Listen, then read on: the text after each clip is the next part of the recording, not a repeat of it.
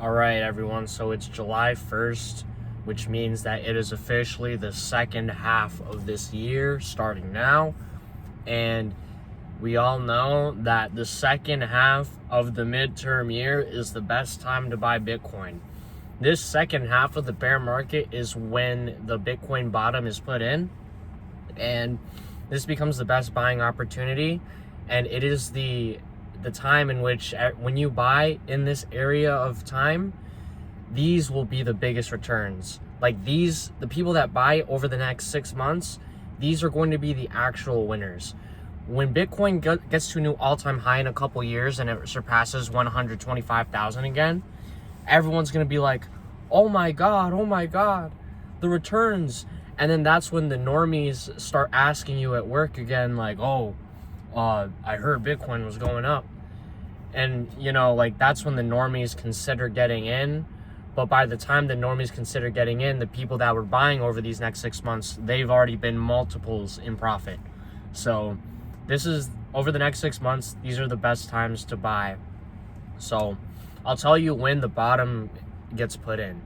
So you can, it's just really simple. You have to keep it simple. A lot of people like to overcomplicate things and try to like line up the stars and stuff, but in reality, Bitcoin price goes low in order to satisfy the supply and demand in that very moment. So if there's not enough buy pressure, but there's more sell pressure than buy pressure, the price of Bitcoin has to go lower in order for the buy pressure and sell pressure to meet and execute the trade. Bitcoin price goes up when there's more buy pressure than sell pressure. So the price has to go up higher in order for the buy pressure and sell pressure to meet and make the trade. So who's selling Bitcoin? That's what you have to ask yourself. Like, who's selling Bitcoin? The forever hodlers, the people that DCA every 2 weeks and never sell and they just hold in their cold storage forever, they're not selling. Those people are black holes to the Bitcoin supply. So those people are the reason that Bitcoin becomes more scarce over time and the available supply to buy and sell becomes less over time.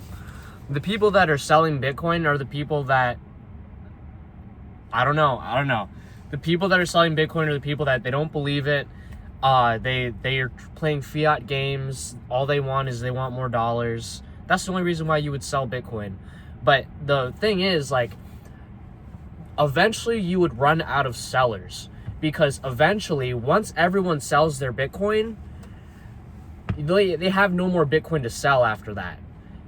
So once you sell all your Bitcoin, you no longer have any more sell pressure on the market. You have no more sell influence. You have no influence on the market anymore once you're out.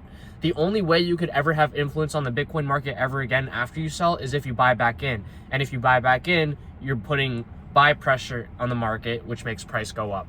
So eventually, all people that have paper hands and the people that don't believe in Bitcoin and the people that don't understand Bitcoin, or the people that are here to play fiat games and make a dollar, they all will eventually sell. They'll all eventually sell and get out of the market. So once they all sell and they have no more influence on the market, there's no more sellers in the market. The only market participants left are the forever hodlers that were they've been buying, they've been DCAing all the way down. So over the next 6 months, this is the time where the forever hodlers are going crazy. Dollar cost average heavy. Some call it a dynamic DCA, where you dollar cost average more money now than you would near market cycle highs. But I would say lump sum DCA everything every time. But over the next 6 months, these are going to be the most in profit buys over the next coming years. So do everything you can to put every dollar into Bitcoin for the next 6 months. So, but once all the sellers are gone, the only market participants left are the people that continue to buy. And because there's no more sell pressure in the market, but there's still buy pressure going, now Bitcoin price has to go up in order to, meet the buy and sell pressure. So Bitcoin price goes up a little bit. And now that's how the FOMO cycle starts. Bitcoin goes up, people keep buying because it's still forever hodlers that are in the market. There's no real sellers. So it keeps going up, and eventually Bitcoin doubles from the market cycle bottom, and now you have more people joining in, because they say, oh, the bear market's over, time to get in, which causes prices to go up even more. And then more people buy in, causes prices to go up even more. So that's how, I'm sorry, I'm burping. But that's how the cycles go. So eventually, we just have to wait just 6 more months. The last of the last sellers will sell over the next 6 months. But so do not be the last of the last sellers. Like, if you are the last of the last seller, you are the reason that it bottomed. You know, you don't want to be that person. You want to be the person that benefits from these next 6 months. So just buy. Just buy. Like, I've already said it like 10 times in this video. So, all right. But, like, yeah, I mean, yeah, I think that was a pretty good video. But, yeah, this is the time. Now is the time. Now's the time to get them loans. So, get the loans now so that way, by the time it processes and everything, you can slowly just start deploying it into the market over the next 6 months. I wouldn't even wait.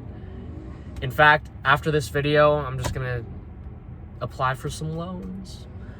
But yeah, I'm going to make some videos about taking out debt to buy Bitcoin. I'll tell you guys my plan, but put your money where your mouth is. That's all I got to say. I'm really putting my money where my mouth is. I actually just make Bitcoin videos. I've been making finance videos for like 6 years.